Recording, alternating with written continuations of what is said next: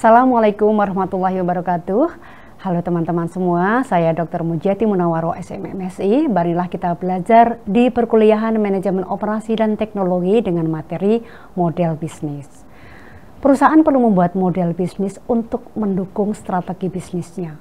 Produk yang dihasilkan, diinovasikan harus didefinisikan untuk segmen mana. Apa nilai yang ditawarkan kepada segmen tersebut sehingga produk dapat diterima oleh konsumen, dibeli, dan pada akhirnya memberikan kontribusi keuntungan pada perusahaan.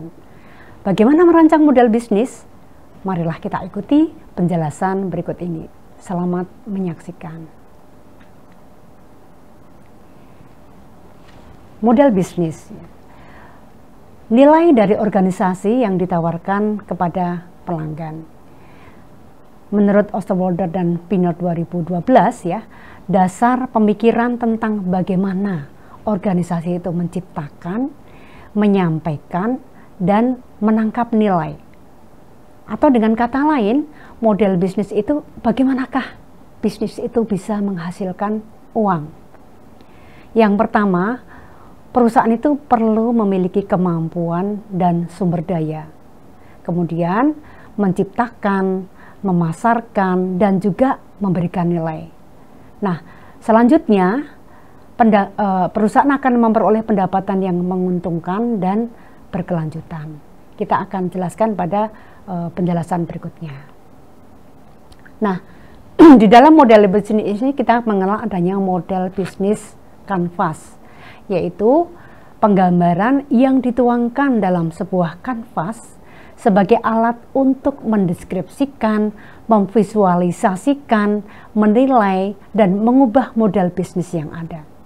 Nah, di sini kita lihat bahwa di dalam model bisnis kanvas, sesuai dengan namanya, itu adalah satu lembar kanvas yang bisa menggambarkan keseluruhan dari model bisnis yang akan dilakukan oleh perusahaan.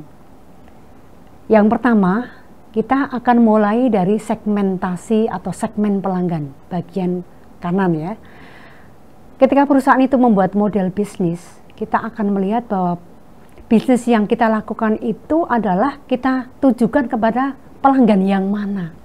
Jadi segmen pasar yang mana yang akan kita tuju. Karena memang setiap segmen itu memiliki kebutuhan yang berbeda, mungkin juga saluran distribusinya berbeda, jenis hubungannya juga berbeda, profitabilitas juga berbeda, dan mereka juga bisa bersedia membayar secara berbeda. Nah, bagaimana kita memilih segmen? Ya, kita bisa memilih segmen misalnya berdasarkan faktor demografi, usia, ya, atau mungkin juga jenis kelamin. Oh, produk ini khusus untuk pria, atau produk ini khusus untuk wanita. Itu adalah segmentasi berdasarkan jenis kelamin atau berdasarkan usia. Ini untuk usia remaja atau usia dewasa dan seterusnya. Itu adalah segmen pelanggan. Jadi kalau kita di dalam model bisnis kanvas ini, tentunya pertama kali kita menentukan produk apa yang mau kita pasarkan kepada pelanggan, apa yang kita produksi untuk pelanggan, ya. Segmennya siapa ya. Kalau misalkan produknya itu pakaian misalkan, nah, segmennya misalkan remaja. Nah, lalu kita setelah menentukan segmen, yang kedua adalah proposisi nilai. Nilai apa yang kita akan berikan kepada pelanggan? Kalau ya hanya pakaian biasa, itu biasa ya. Kita apa sih yang membuat alasan konsumen itu mau membeli produk kita? Pakaian yang mau kita produksi itu apa sih bedanya dari pakaian-pakaian yang lain? Gitu ya. Nah, itu kita sesuaikan dengan segmen. Kalau tadi misalnya segmennya itu adalah remaja atau pelajar dan mahasiswa, tentunya produk pakaian misalnya dengan segmen remaja dan wanita gitu ya, maka kita harus melihat bahwa desain dari pakaian yang kita akan berikan kepada pelanggan yang kita tuju itu ya sesuai dengan preferensi mereka, model pakaiannya yang modis gitu ya, yang mengikuti perkembangan zaman ya. Kemudian juga karena segmennya mahasiswa, harganya juga jangan mahal-mahal supaya terjangkau oleh mereka. Kemudian mungkin kainnya ya supaya tidak panas dan seterusnya. Itu adalah nilai yang kita berikan kepada pelanggan yang kita tuju. Kemudian Selanjutnya kita juga melihat tentang channel. Jadi lewat saluran apa kita bisa menyampaikan produk itu kepada pelanggan. Bagaimana cara menjangkaunya, bagaimana saluran terintegrasinya. Lalu yang keempat, bagaimanakah kita bisa membina customer relationship. Jadi bagaimana kita membina hubungan pelanggan sehingga pelanggan itu ngerti kalau kita itu ada gitu ya. Nah, ini adalah customer relationship. Tentunya pada saat ini karena segmennya itu mahasiswa, promosi tidak lagi lewat televisi misalkan itu ya, tetapi bisa lewat media sosial atau mungkin dengan story ya di Instagram atau TikTok dan sebagainya. Yang itu semua ya sesuai dengan mahasiswa atau pelajar ya mereka itu bisa berinteraksi biasanya melalui media sosial sehingga mereka tahu keberadaan dari perusahaan kita. Itu yang keempat. Kemudian yang kelima adalah revenue stream.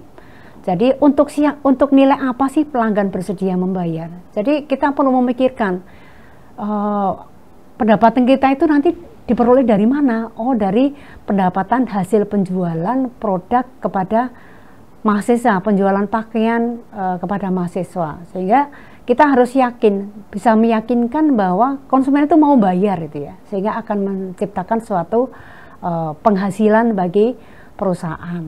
Kemudian juga berapa kontribusi yang tiap pendapatan pada pendapatan keseluruhan. Lalu kemudian yang keenam, ini kita juga perlu mendefinisikan apa key resources. Jadi kita memiliki sumber daya baik fisik, intelektual, sumber daya manusia maupun finansial untuk meyakinkan bahwa produk kita itu bisa kita produksi karena kita memang punya ahli desainer yang bagus misalkan sumber daya manusianya.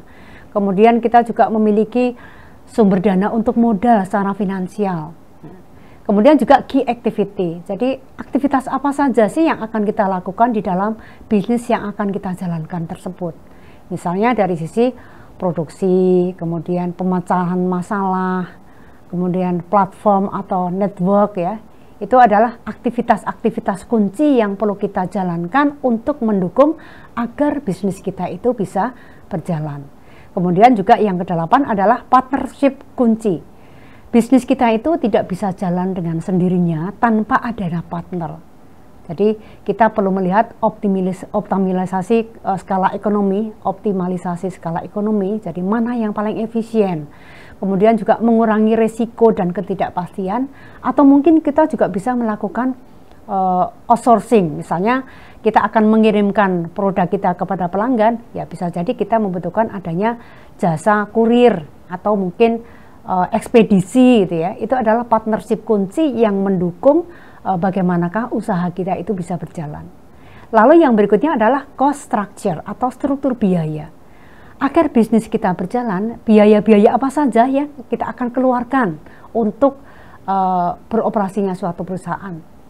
Jadi mungkin ada cost driven, ada value driven, ada fixed cost, ada variable cost ya, dan seterusnya. Maka komponen-komponen biaya ini perlu kita pertimbangkan sehingga nanti pengurangan antara pendapat dengan biaya itu akan mendapatkan keuntungan. Sehingga dengan model bisnis canvas yang kita uraikan ini, perusahaan bisa memberikan gambaran ya.